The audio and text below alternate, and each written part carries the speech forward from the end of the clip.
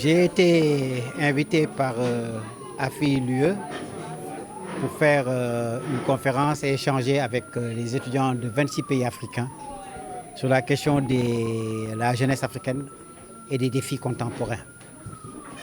L'Afrique est un continent qui aujourd'hui a une jeunesse importante. L'âge médian est de 25 ans. 77% de la population a 35 ans et moins.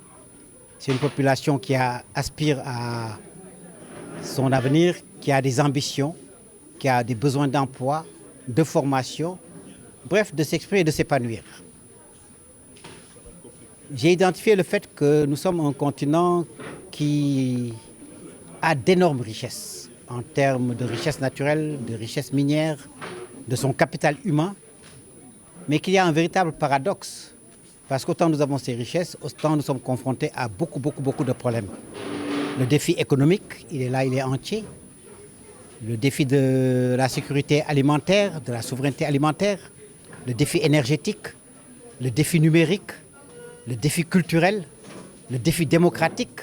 Nous avons effectivement beaucoup de choses qui sont là, devant nous, qui nous interpellent et qui interpellent cette jeunesse qui doit être véritablement le levier, le tremplin qui permet à ce continent de prendre en charge sa destinée. Donc nous avons essayé effectivement, à travers des exemples extrêmement concrets, dans différents domaines, de montrer comment saisir ces opportunités pour passer à la production et de la production à la transformation sur le continent à travers des chaînes de valeur qui permettent au continent de s'ouvrir davantage d'opportunités, davantage de possibilités. Prennent, comme je l'ai dit, toute sa place. Il faut que la jeunesse africaine se rende compte qu'elle constitue une force. Il faut que la jeunesse africaine aspire à se former. C'est l'éducation classique, académique, mais c'est également la formation technique et professionnelle.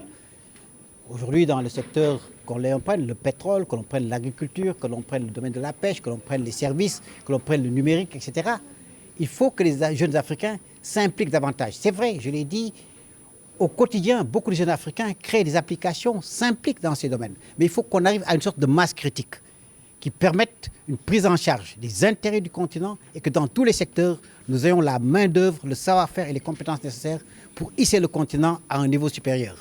Nous ne pouvons plus, en ce 21e siècle, être dans des pays où 70% de la population n'a pas accès constant à l'électricité ou à l'énergie. Nous ne pouvons plus être dans un continent où certains ne sont pas scolarisés, etc., alors que nous sommes, comme je l'ai dit encore une fois, un continent qui regorge de ressources et de potentialités qui vont au-delà de tout ce qu'on peut penser. Une simple cartographie du potentiel du continent démontre que l'Afrique a tous les moyens de son développement.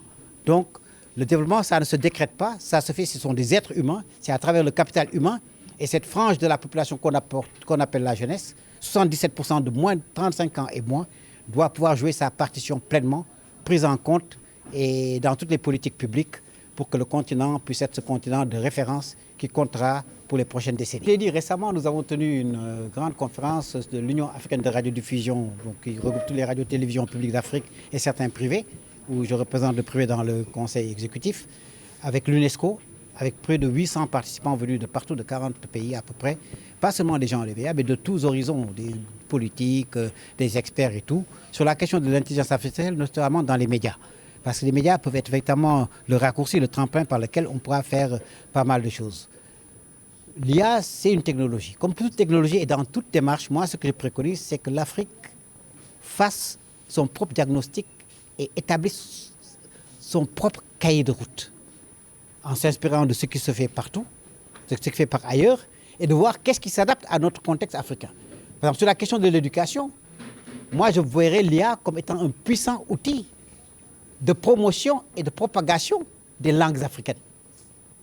Le Swahili, ce qu'on appelle le Djoula, qui est en même temps, qu'on trouve un peu partout, qui est le Bambara ailleurs, etc.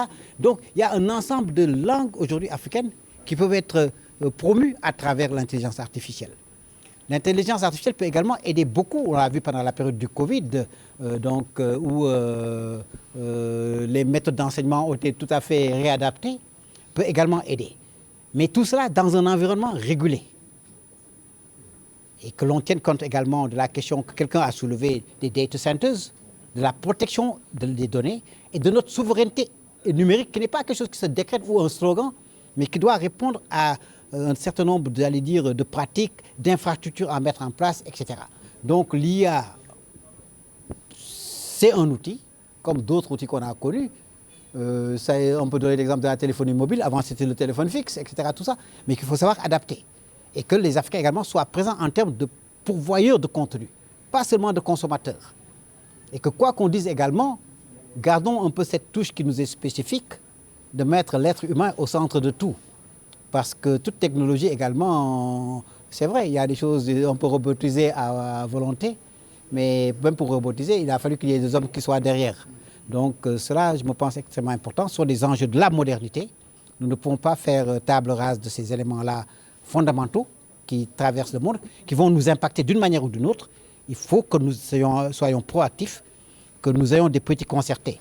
Et dans ce domaine spécifiquement des médias, nous avons mis une task force pour suivre toutes les évolutions, mais également nous avons un projet de faire l'une des toutes premières expériences mondiales de radio panafricaine en utilisant l'IA et en montrant les meilleures pratiques. Et oui. Non, c'est clair. Il y aura des adaptations qui sont fondamentalement nécessaires parce que toute évolution demande, pas seulement au codiciel, demande également au niveau des praticiens, même des enseignants et des structures académiques, que tout cela soit revu, que l'on voit comment on utilise toutes ces choses-là.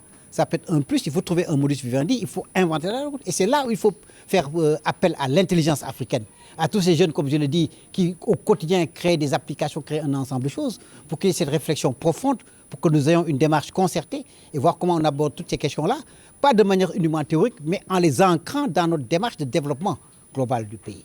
Parce que toutes ces choses que nous mettons, toute la technologie, ce n'est pas quelque chose que l'on jongle comme ça en l'air, parce que c'est comme jongler avec un poignard dans le noir. La technologie permet de résoudre des problèmes de développement, des problèmes économiques, des problèmes de société.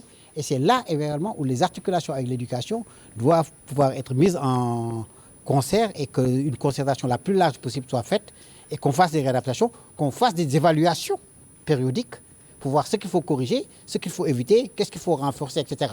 Donc nous en sommes, disons, au balbutiement. Il est difficile de trouver, j'allais dire, une solution prête à porter pour le moment, mais je crois qu'il faut s'inscrire dans cette dynamique de réflexion commune pour avoir des solutions communes dans les intérêts du continent et de son développement.